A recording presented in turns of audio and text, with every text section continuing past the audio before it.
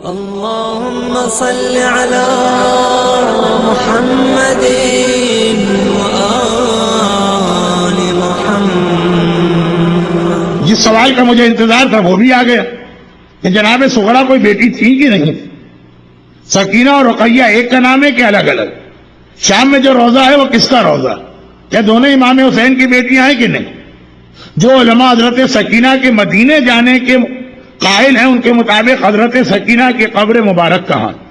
خود آپ نے آخری لفظ کے ذریعے سے یہ تو واضح کر دیا مجمع کے سامنے کہ جناب سکینہ کے بارے میں دو قول ہیں. کیونکہ مسئلہ یہ ہے کہ سکینہ کوئی نام ہی نہیں.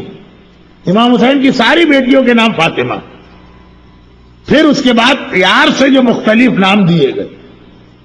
تو سب سے بڑی بیٹی پیدا ہوئی فاطمہ نام رکھا، جب اس سے چھوٹی پیدا ہوئی تو کبرا صغرا خود ہی بن گئے، اور جب ان سے چھوٹی پیدا ہوئی تو کبرا صغرا تو ہو چکا.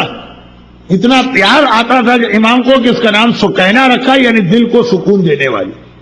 اب اس کے بعد روایتیں بہت مختلف. چنانچہ بعض علماء اس بات کے قائل ہیں کہ وہی ایک ہی بچی مدینے کے اندر وہ سکینہ کہلاتی تھی، دل کو سکون دینے والی، کیونکہ امام حسین یہی کہتے تھے. بچی آئی کہا کہ آ گئی میرے دل کو سکون دینے والی. شام کے لوگوں کو تو یہ نہیں معلوم. شام کے لوگوں کو تو یہ معلوم ہے کہ قید خانے میں ایک بچی بہت روتی. عربی کا لفظ ہے رقت. کہا بعض علماء کا کہنا رقیہ اس سے بنا، رقیہ کا مطلب ہے بہت رونے والی. شام کے لوگ کہتے ہیں بھائی وہ قید خانے میں ایک بہت رونے والی بچی رقیہ. جب وہ آواز بند ہوئی کہا کہ رقیہ کو کیا ہوا، یعنی رونے والی کو کیا ہوا. تو یہ ایک نظریہ ہے کہ ایک ہی بچی کے دو نام ہیں. مدینے میں سکینہ کہلاتی تھی کیونکہ جب تک کربلا کا واقعہ نہیں ہوا باپ کے دل کو سکون.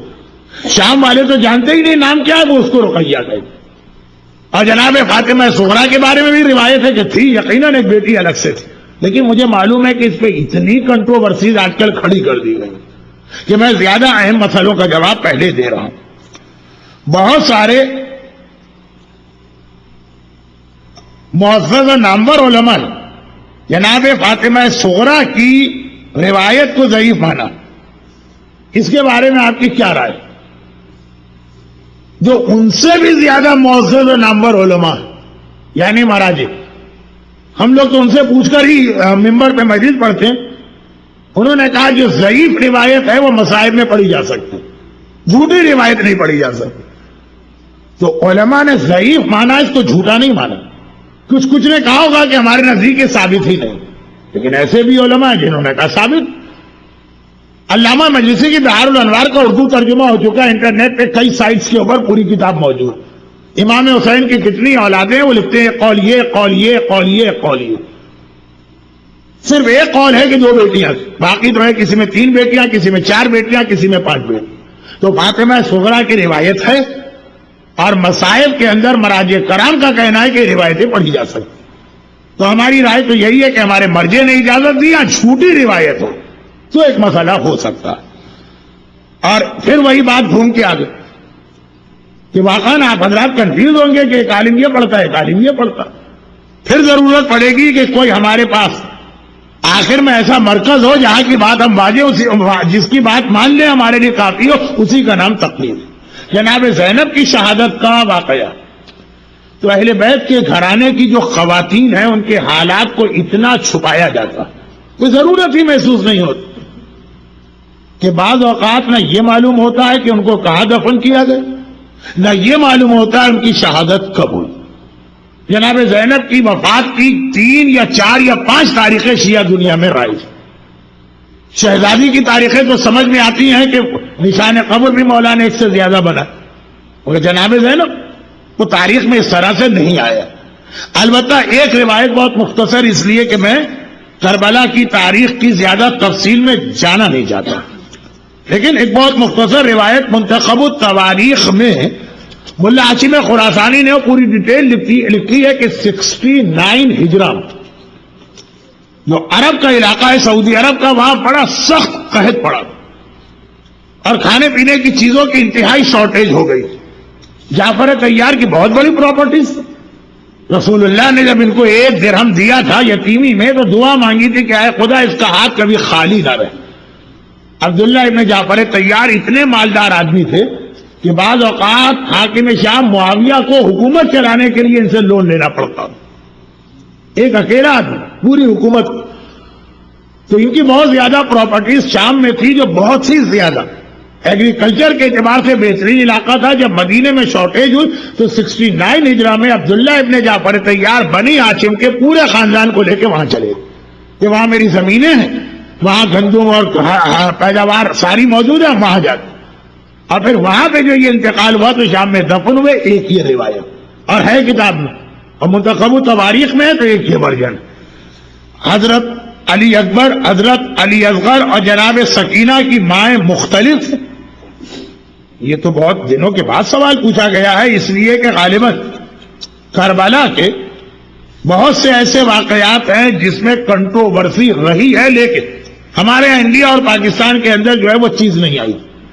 مگر یہ والے مسئلے کو جو بچہ جانتا ہے, اور ہو سکتا ہے بچے ہی کا سوال ہو. حضرت علی اکبر کی ماں الگ تھی, ان کا نام تھا ام لیلہ, اور جناب سکینہ کی ماں اور جناب علی اصغر کی ماں ایک ہی تھی جن کا نام تھا رباب. بعض علماء کہتے ہیں کہ حضرت علی اکبر کی ماں جو ہے وہ فاطمہ کبریٰ کی ماں تھی, یعنی علی اکبر اور فاطمہ کبریٰ ام لیلہ کی اولاد ہے, اور سکینہ اور علی اصغر جناب رباب کی اولاد.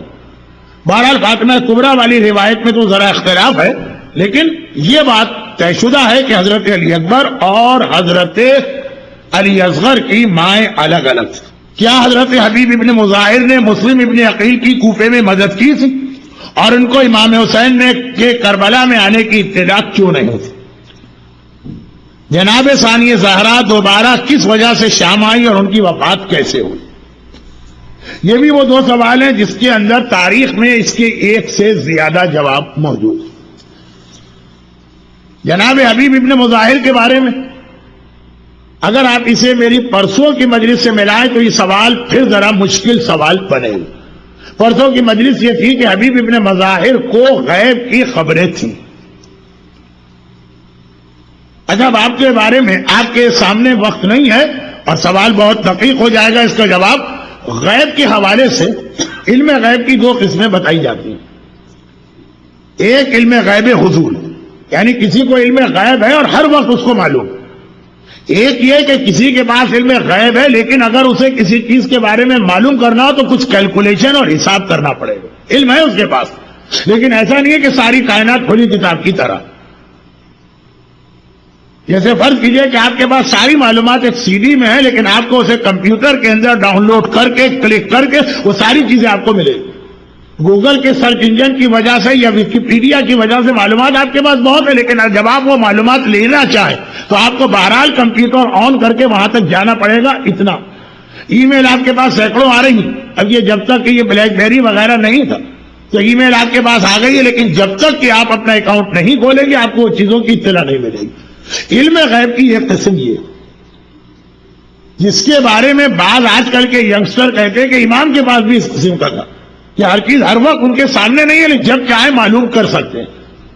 تو خیر امام کی تو بات چھوڑ دیجئے, لیکن حبیب ابن مظاہر وغیرہ کے علم غیب ایسا نہیں کہ ساری کائنات ہر وقت کھلی کتاب کی طرح ان کے سامنے. ان کے پاس وہ علم ہے کہ جب چاہے وہ کیلکولیشن لگا کے معلوم کر سکتے ہیں اس وقت مسلم کہاں ہے اور فلاں کہاں.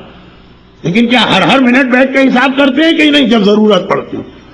جناب حبیب ابن مظاہر کے بارے میں دوسری روایت یہ کہ چونکہ ان کا اپنا قبیلہ جو تھا کوفے میں نہیں رہتا, جب مسلم ابن عقیل کوفے آئے تھے تو کوفے سے باہر گئے ہوئے.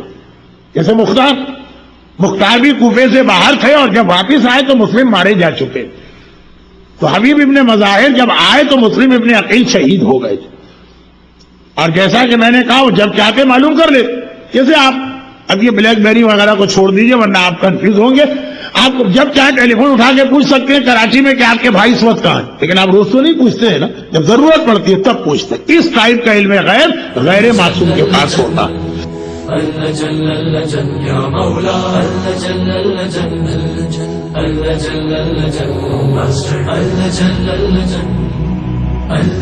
يا صاحب السماء اللجن